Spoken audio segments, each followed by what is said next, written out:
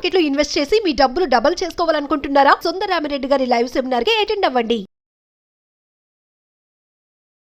నమస్తే రమగారు.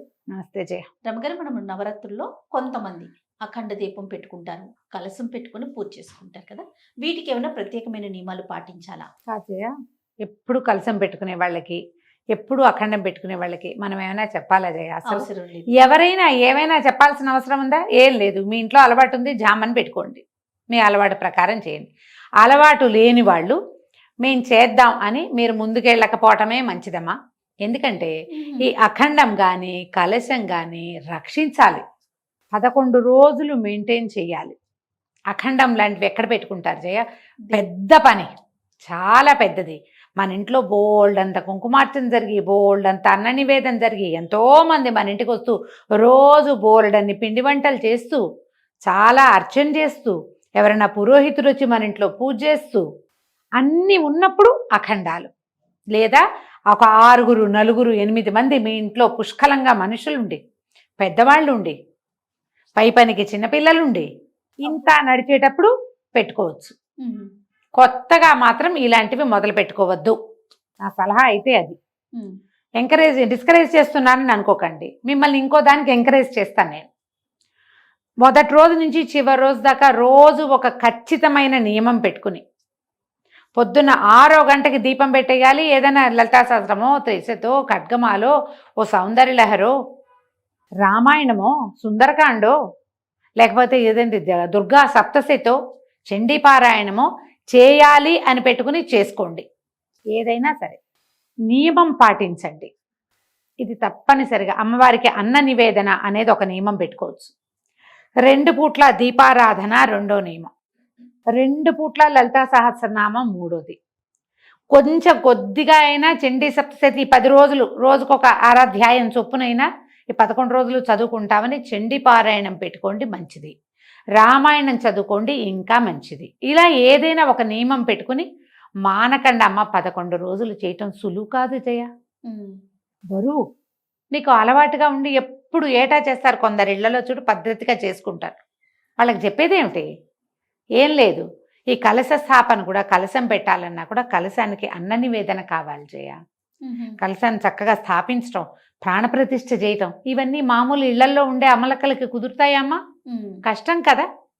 మంత్రం తెలియాలా మరి. ఇప్పుడు ఇవేమన్నా పెట్టుకుని దీనివల్ల అదేదో వచ్చేస్తుందని నమ్మకండి. ఇప్పుడు కలశాలు, ఇప్పుడు చూడు మన ఈ కర్నూలు ఆ వైపు అందరి ఇళ్లలోనూ రోజు కలశం ఉంటుంది. వాళ్ళ అలవాటు, వాళ్ళ పద్ధతి. వాళ్ళు ఎవరింటికో వెళ్ళాం మేము బళ్ళారిలో. ఈ కలశంలో కొబ్బరికాయ, ఎందుకు కొబ్బరికాయలు ఇంత ఎత్తు చెట్టు ఉందమ్మా వాళ్ళ ఇంటో.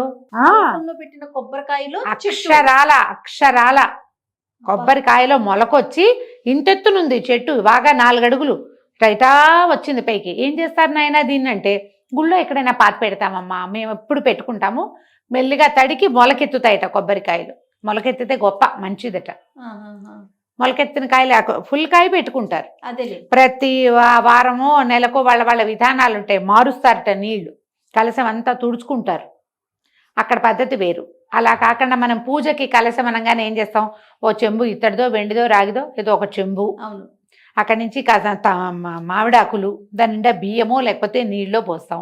పైన ఒక కొబ్బరికాయ పెడతాం, ఒక జాకెట్ ముక్కని మడత పెట్టి చక్కగా అలంకారం చేస్తాం, పసుపు బొట్టు పెడతాం. ముందు గణపతి పూజ చేయాలి, కలశ స్థాపన చేయాలి. మళ్ళీ ఏంటి, ఒక పీట మీద బియ్యం పోసి దాని మీద కలశం పెట్టుకుంటాము. ప్రతిరోజు రక్షించాలి. ఈ కలశం పెట్టడం అంటే పెట్టేది కలశం పెట్టడం గొప్ప కాదు. ఆ కథ నడపద్దు 11 రోజుల పాటు. ఒక రోజు పెడితే మనం 11 రోజులు ఉంచుకునేలాగానే మీరు పెట్టుకుంటే త్రిరాత్రం పెట్టుకుంటే 3 రోజులు రాత్రి సప్తమి, అష్టమి, నవమి పెట్టాం, దండం పెట్టేశాం. 11 రోజులు మీ ఇంట్లో పురాతన కాలం నుంచి అలవాటు ఉండి దాన్ని సపోర్ట్ చేయడానికి మీకు 4 మనుషులు ఉంటే దాంట్లో అది పెట్టుకోవచ్చు. కలశానికి కూడా నివేదన అవసరమేనా రమ్మగారు? 100%. పూర్ణ కలశానికి కూడా అన్న నివేదన అవసరం. చక్కగా మడి శ్రద్ధగా చెయ్యాలి. అవి ఇవి కలుపుకోకూడదు. పైగా వీటికి నియమాలు ఉన్నాయి. విడిగా చెప్పట్ల, ఇందులోనే నీకు చెప్తాను చూడు. ఏకభుక్తం భూసైనం బ్రహ్మచర్యం. ఈ 3 100% మీరు అఖండం పెట్టినా కలశం పెట్టినా పాటించి తీరాలి. మా ఇంట్లో నేను పూజ చేసుకుంటానండి, కలశం పెట్టుకుని మా వాళ్ళకి మాంసాహారం వండుతానండి, ఇవి కుదరవు. అవి చేయకూడదు. అట్లా మీరు నియమం పెట్టుకుంటే ఇంటిల్లిపాది ఈ నియమాన్ని అనుసరించాలి. వాళ్ళకొకటి నాకొకటి భార్యగా నా కర్తవ్యం నిర్వహిస్తాను ఇలాంటివి చెప్పకూడదమ్మా. ఇవి పెట్టుకున్నప్పుడు దీని ప్రకారంగా వెళ్ళండి. లేదా ఏదో అది మీ వల్ల కాదు, మీరు చేయగలిగిందే చేసుకోండి. ఏదో దీపారాధన చేసుకోండి, మీ ఇంట్లో పద్ధతి ప్రకారం మీ కథ మీరు నడుపుకోండి. ఎవరో చేస్తారని అది మనం చేయకూడదు. అప్పుడు అన్నీ పాటించాలి. కొంతమందికి ప్రతిమలు కూర్చోబెడతారు, అమ్మవారిని కూర్చోబెడతారు. ప్రతిమను పెట్టుకున్నా నియమమేనమ్మా. మీరు ఇంత పెట్టుకుని ఒక పెద్ద ప్రతిమను పెట్టి ఒక ప్రాణప్రతిష్ఠ చేసి అది చేశాక మనం ఏదో ఒక మనకి తోచిన వేషం వేస్తామంటే ఎట్లా కుదురుతున్నాం? ఇది మానేయండి హాయిగా, కృష్ణారామ అనుకోండి, గోల లేకుండా. ఎక్కువ చేసుకోవద్దు కానీ మానేయకండి. మంచి రోజులు ఇవి మామూలుగా 9 రోజులు చేసి ప్లస్ 10వ రోజున చక్కగా పేరెంటాలు చేసుకుని ఫ్రెండ్స్కి కలుసుకునేవాళ్ళం. ఇప్పుడు 10 రోజులు చేసి 11వ రోజు మనం పూర్తి చేసుకుంటున్నాం. ఇన్ని రోజుల పాటు మనం అమ్మని ఆరాధించి అర్చించి ఆమెని ప్రసన్నం చేసుకునే అవకాశం ఉన్నప్పుడు చక్కగా కలిగింది, తోచింది, చేయగలిగింది నియమం తప్పకుండా చేసుకోవచ్చు కదా. లలితా సహస్రనామం పెద్దదనుకుంటే ఏమొద్దు, చాలా సింపుల్. ఈ లలిత ఇది ఉంటుంది, మన ఏమంటారు లలిత పంచకం, 5 శ్లోకాలు హాయిగా చదువుకోండి. అది రాదు, ఒక్క శ్లోకం శ్రీమాత్రే నమః చెప్పుకోండి. మీరు 1008 సార్లు జపం చేసుకోవచ్చు కదా మాల పెట్టుకుని. ఒట్టి శ్రీమాత్రే నమః వేళ్ల మీద లెక్క పెట్టుకుని చెప్పుకోండి. రోజంతా శ్రీమాత్రే నమః చెప్పుకుంటూ ఉండండి. నియమం పెట్టుకుని దాన్ని పాలించండి. ఎక్కడెక్కడో దేవాలయాల్లోనో లేకపోతే మనం సోషల్ మీడియాలో మేము అది చేస్తాం ఇది చేస్తామని జనాలు చెప్తున్నవో విని పరిగెత్తకండమ్మా.